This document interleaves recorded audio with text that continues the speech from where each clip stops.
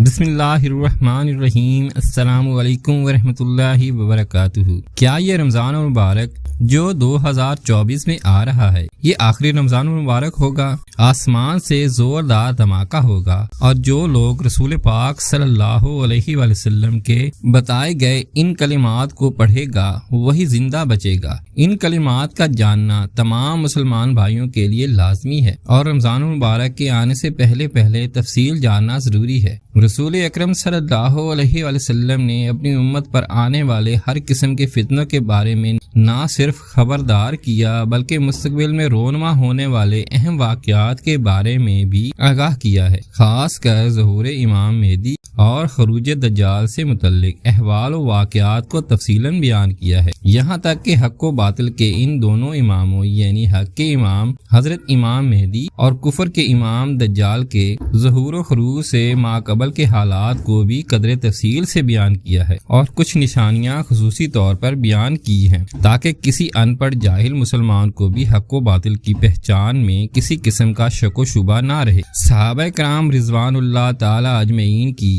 یہ عادت تھی کہ وہ اس معاملے میں یعنی ظہور امام مہدی اور خروج دجال کے معاملے میں رسول پاک صلی اللہ علیہ وآلہ وسلم کے فرمودات کو ہمیشہ مستحضر رکھتے تھے، اور اگر اس حوالے سے کوئی ایسی چیز اپنے گرد و پیش میں پاتے تو اس کو رسول اللہ صلی اللہ علیہ وآلہ وسلم کے بیان کردہ نشانیوں اور احوال کی روشنی میں پرکھنے کی کوشش کرتے، اور تاکہ ایسی کسی بھی حقیقت کا سامنا ہونے کی صورت میں کوئی تردد باقی نہ رہے۔ صحیح احادیث سے یہ بات ثابت ہے کہ مدینہ میں ایک یہودی کی پیدا ہونے والے بچے کے بارے میں ابن سیاد کے حوالے سے کئی صحابہ کرام کا تجسس رہا کہ کہیں یہ دجال تو نہیں ہے۔ اللہ تعالیٰ کی طرف سے جو نشانیاں دجال کے حوالے سے رسول اللہ صلی اللہ علیہ وسلم کو بتائی گئی تھیں، ان کی بنیاد پر آپ صلی اللہ علیہ وسلم نے بھی ابن سیاد میں موجود صفات کی وجہ سے فکر مند رہے کہ کہیں یہ وہی دجال تو نہیں ہے۔ اسی طرح امام مہدی کے ظہور سے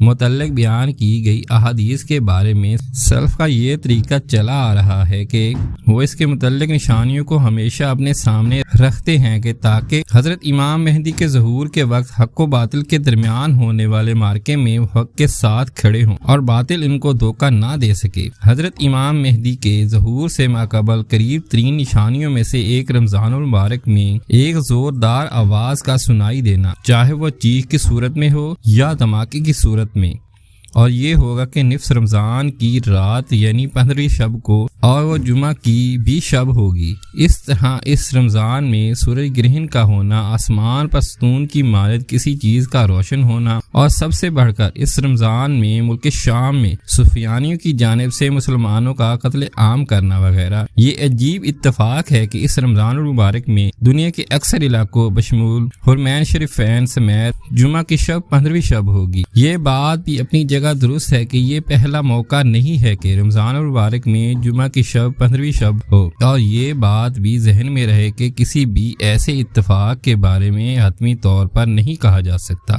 کہ یہ وہی رمضان المبارک ہے جب تک کہ وہ واقعہ ظہور نہ ہو جائے، اور آگے آنے والی نشانیاں بھی جو کہ احادیث میں بیان کر دی گئی ہیں اس کی تصدیق نہ کر دیں۔ رمضان المبارک کی ان نشانیوں سے متعلق گو کہ احادیث ضعیف ہیں مگر ان کی تعداد کثیر ہے، کیونکہ یہ احادیث کسی عقیدے اور شرعی مسئلے سے متعلق بحث نہیں کرتی، صرف ان میں واقعات سے متعلق خبر ہے، لہٰذا ایسے کسی بھی موقع پر ہمیں ان احادیث کو پیش نظر رکھنا چاہیے، اور اگر اس سے مشابہ کسی واقعے کا ظہور ہو جائے تو اس سلسلے میں علماء کرام اور اہل علم پر لازم ہوگا کہ اصل حقیقت کو جانیں اور امت کی صحیح رہنمائی کریں۔ اس واقعے سے متعلق احادیث درج ذیل ہے۔ رمضان المبارک میں چیخ یا دھماکہ سنائی دینا۔ رسول پاک صلی اللہ علیہ وآلہ وسلم نے فرمایا، رمضان میں ایک زبردست آواز آئے گی۔ صحابی نے پوچھا، یا رسول اللہ، یہ آواز رمضان کے شروع میں ہوگی یا درمیان میں؟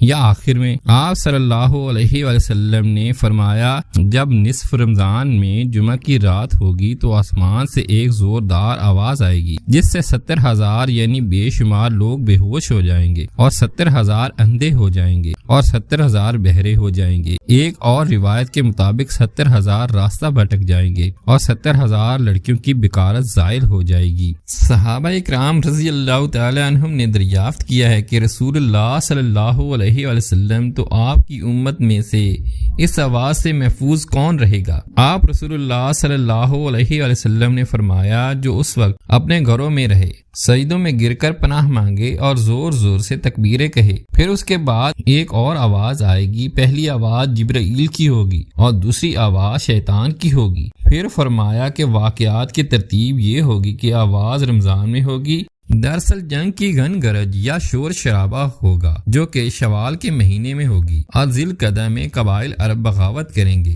اور ذی الحجہ میں حاجیوں کو لوٹا جائے گا۔ رہا محرم کا مہینہ تو محرم کا ابتدائی حصہ میری امت کے لیے آزمائش ہے اور اس کا آخری حصہ میری امت کے لیے نجات ہے۔ اس دن وہ سواری میں ماں کجاوے کے ساتھ جس پر سوار ہو کر مسلمان نجات پائے گا، اس کے لیے 1 لاکھ سے زیادہ قیمت والے اس مکان سے بہتر ہوگی جہاں کھیل و تفریح کا سامان ہو۔ حضرت ابو ہریرہ رضی اللہ تعالی عنہ سے روایت ہے کہ رسول اللہ صلی اللہ علیہ وسلم نے فرمایا رمضان میں آواز ہوگی اور ذی القعدہ میں قبائل کی بغاوت ہوگی اور ذی الحجہ میں حاجی کو لوٹا جائے گا۔ رسول اللہ صلی اللہ علیہ وسلم نے فرمایا رمضان میں ایک آواز سنائی دے گی، شوال میں شور شرابہ ہوگا اور ذی القعدہ میں قبائل کی باہمی کشمکش اور اس سال حاجی کو لوٹا جائے گا، اور مینا میں بڑا کشت و خون ہوگا، بہت سے لوگ قتل ہو جائیں گے۔ وہاں اس وقت خون ریزی ہوگی جبکہ وہ جمرہ عقبہ میں ہوں گے۔ رمضان میں ایک آواز سنائی دے گی، شوال میں شور شرابہ ہوگا اور ذی القعدہ میں قبائل کی باہمی کشمکش، اس سال حاجی کو لوٹا جائے گا، اور محرم میں ایک ندا دینے والا آسمان سے ندا دے گا کہ جان لو مہدی اللہ کا خلیفہ ہے، اس کی سنو اور اطاعت کرو۔